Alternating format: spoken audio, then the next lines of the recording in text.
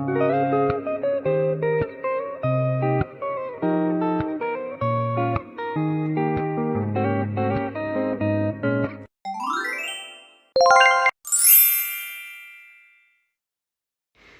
mami, samahan nyo kami ngayong araw.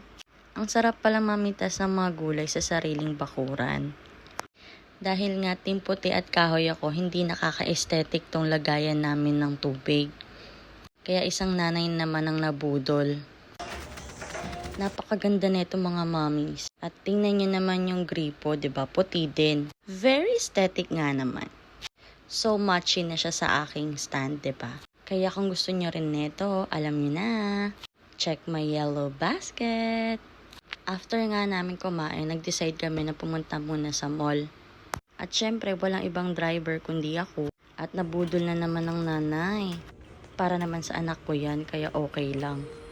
Kailangan ko kasi ng pampalubag loob para sa anak ko dahil injection time niya na naman mamaya. Hindi niya alam ito na. Vaccine nga pala ngayon ni Kairos at late na to kaya nauna muna mag-mall. After nun, umuwi na rin kami. Yun lang mga mami. Salamat!